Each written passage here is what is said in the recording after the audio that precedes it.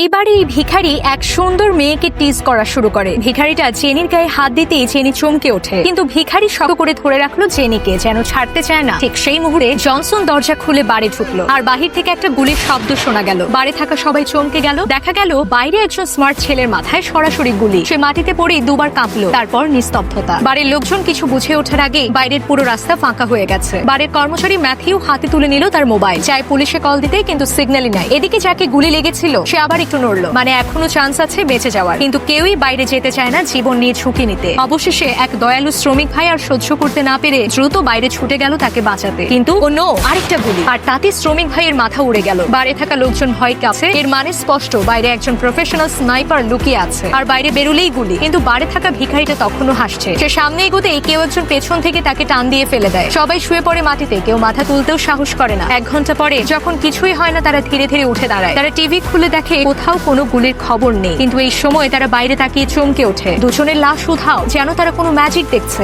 একদম হায়ার লেভেলের কিলার। সবাই নিশ্চিত বাইরে কোনো সন্ত্রাসী গ্যাং কাজ করছে। আর সবচেয়ে উদ্বেগের কথা, হয়তো ওদের কেউ তাদের ভেতরেই লুকিয়ে আছে। সন্দেহ শুরু তাদের মধ্যে। জনসন বলে, সন্ত্রাসীরা থাকলে তার সাথে কিছু হেভি অস্ত্র রাখে। এই কথায় জ্যাক হঠাৎই ঘামতে থাকে। সে পা দিয়ে ব্যাগ একটু সরিয়ে দেয়। এই দৃশ্য জনসনের চোখ এড়ায় না। পরের মুহূর্তে তারা সবাই মিলে ব্যাগটা ছিনিয়ে নেয়। খোঁজাখুঁজি শুরু। ভেতর থেকে বের হলো একটা সেক্সি আন্ডারওয়্যার আর একটা কালো হার্ড ডিস্ক। আসলে জ্যাকের ব্যাগ ভর্তি ছিল ব্যক্তিগত অশ্লীল ভিডিওতে। জানাজানি হলে মুখ দেখাতে পারতো না। জেনির আগে হার্ড ডিস্ক ফেলে দেয় মাটিতে, আর সেটা পা দিয়ে পিষে দেয়। সবাই বুঝে যায় সে সন্ত্রাসী না, শুধু একজন বর্ন অ্যাডিক্ট যুবক। আবার শুরু হয় সন্দেহের খেলা। ততক্ষণে জ্যাক দেখতে পায় টেবিলের উপর একটা সুটকেস, আর এটা জনসনের। জনসন বলে, এই সুটকেস কেউ দেখতে পারবে না, একান্তই ব্যক্তিগত, এটা আমার। এই নিয়ে ধস্তাধস্তি শুরু। পরিস্থিতি একেবারে উত্তপ্ত। ঠিক তখনই ডেভিড বের করলো একটা বন্দুক। আসলে সে একজন সহকারী পুলিশ। এই বিশৃঙ্খলার মাঝে ভিখারি লোকটা হঠাৎ ছিনিয়ে নিল সেই সুটকেস। তার ধারণা ভেতরে আছে বড় কোনো রহস্য। সে হেসে সুটকেস খুলে ফেললো, আর ভেতর থেকে বের হলো মেয়েদের এক গাদা ব্রা আর পেন্টি। সবার চিৎকার, দেখো জনসন একটা পারভার্ট। এমন সময় টয়লেটের ভেতর থেকে এক অদ্ভুত আওয়াজ। সবাই ধীরে ধীরে এগিয়ে গেল দেখে। দোকান কর্মচারী লাফিয়ে পড়ে দরজার উপর, কিন্তু কিছুই দরজার খোলে না।